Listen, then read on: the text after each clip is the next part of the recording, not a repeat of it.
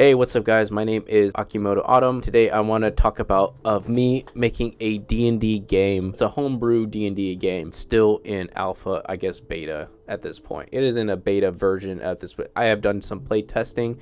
I have done the planning, I have done the world building, I have done the designing characters, NPCs, I've been creating the campaign, and then I've been play testing and refining. Those are all the things I've been doing to create this D&D game. The game basically inspired me because my friend Ben has never played D&D before. Maybe I should have introduced him to the normal D&D game because the D&D system I have is much more complicated and it takes 3 systems mashed together and making sure like it all functions in that homebrew style that I have right now. How I came up with the concept of this game, I took the inspiration from Fallout Equestria from Dead Tree Studios, some elements from D&D's 5e's book. There was another system that I used from another book. I don't know where I got it from. I know I watched a video on it called the 4AP system, probably on a YouTube video, and I'll just link it below. But essentially I took all those threes and I made the concept of that game, and it just flowed together. 70% of like the game is based off of Dead Tree Studios' book. I've been slowly implementing like a Excel sheet, and it's an Excel sheet of like races, traits. Most of it's been carried over from Dead Tree Studios, so it's like more of a homebrew, and so I'm hoping to implement it where it push away from it and then it just creates its own system. I faced a lot of challenges throughout there because I didn't know what the characters were going to be, I didn't know what the story was going to be,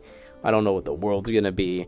And so it's just been a lot of making the world come together. Eventually I came up with something. I got the races and the classes and I just mashed it together. I don't have like an actual map. This is where things start to fall apart because I don't have an actual map. The only world building is the stories behind the races and the classes. So there's like 3 empires prominent, and there's other races that are just kind of intermingled within those empires a lot of the times. The one thing that I chose for like a few of the races, like I have a race called the Ether Macers and I have a race called the Draconians. The Ether Macers are just magicians, powerful in general. They know ancient magic, then they got like wiped out by their own devices, caused a cataclysm. The world is kind of revolved around them. Their cataclysm event caused another race called the Eternum, and the Eternum are basically affected by this thing called Erebos. I'm going to shorten it and call it Ares. Affects all living creatures. It is a magical element, and if they get anywhere close to it or just in the vicinity or holding on to it, they have to make sure they're wearing protection from it because it's just like uranium but with magic elements and properties that it causes random things to them. So it creates this little bit of discord in a sense in the characters. And so the Eternum are basically like that. They can go feral or just losing their minds slowly over time. So it's kind of like the same thing what happens in Fallout. I also have the Draconians, and the Draconians were right next to the Ether Macers while the event was happening. So they were not as affected as the Ether Macers. Now they just go into hiding, and they're able to like transform and like hide within society and blend within society. So those are only the 2 races I'm going to really talk about. There are the beginning was just creating one race that was very powerful, and then they just kind of extinct themselves almost to oblivion, not as prominent as the other races. I haven't actually designed any of the players' characters or the non-player characters because that's more to the campaign. My friend Ben designed his own character, and I asked him to make, because we're going to make it for a campaign. Both of us use ChatGPT, so if you're going back to world building, I use ChatGPT to help me create the world, help me create the characters and the races, and it's been a useful tool and an assistant to help me speed up the process of like creating things. Essentially, I just used ChatGPT to help me with the names, and then I just used the characters, and I just made a story about it. Very short summary. I took ChatGPT to help me create that summary into some more fleshed out. And then I got like maybe 3 or 4 NPCs for the campaign that's coming up. He had his own player character.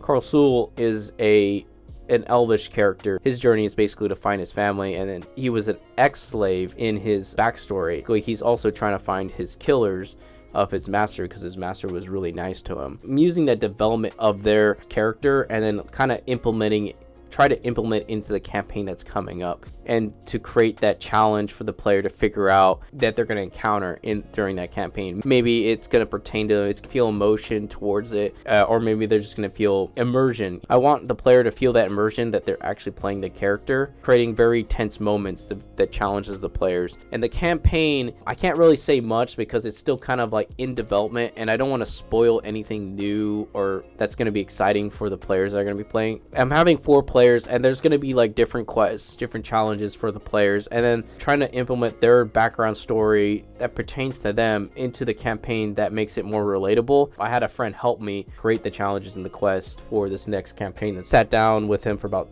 maybe 3 or 4 hours talking about it, and it was like, wow, that's a pretty good campaign. We could do that. Yeah, let's do that. We just had to make sure that there was enough exploration in the campaign for the player to evolve themselves.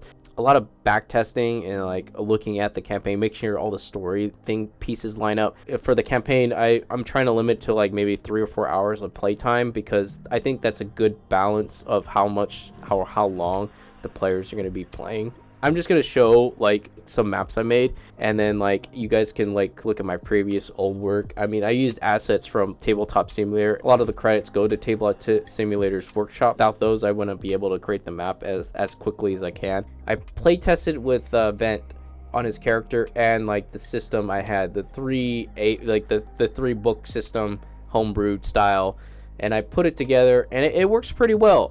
I took the 4 AP system, I just made up a homebrew rule, and then called it AP Wildcast. Player lets them use AP out of the round, use AP from the next round. So if they want to use 5 AP, it takes penalty for that roll. Players are generally, as long as they use their AP within the round, they're fine. They can use it out of turn, and that's from the other system that I was talking about, the 4 AP system, is that they can use it out of turn, and they'll be able to combat like what to do when the NPC or the monster attacks them, because they're like, okay, not all the time they're going to be successful when a monster is going to hit them. In Dark Souls or like Elden Ring, you have to dodge when a monster is attacking you, so of course you want to dodge in the game, or like maybe block it in some way. And even if you block, it's not going to be 100% successful. So that gives them the character of freedom, or the player the freedom to do what they want out of turn.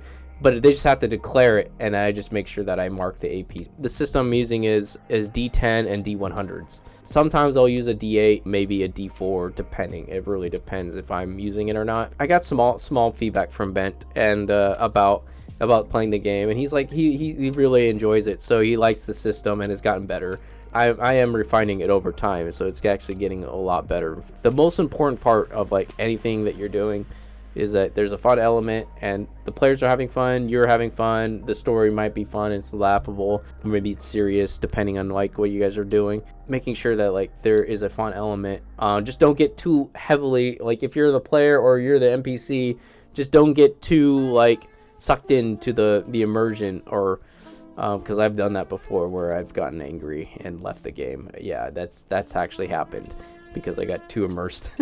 I've learned my mistakes, and I've learned to be a little bit better with those mistakes. Always create a challenge for your players, regardless of whatever it is, and then puzzles, make them easy, because players are not going to figure out the puzzles unless you're like actually make them unique, or just give them like a hint to that direction if you're doing any type of puzzle. Anyways, thank you guys for watching. If you guys want to leave any comments or questions, just leave them down below. If you have questions about like this game, this system that I'm making, I will try to answer them to the best of my abilities. I can't really say much because the campaign is on a NDA on myself, because I'm the only person that's creating it, with side help, with advice and stuff like that. So you guys, thank you guys for watching, and I'll see you guys later. Peace.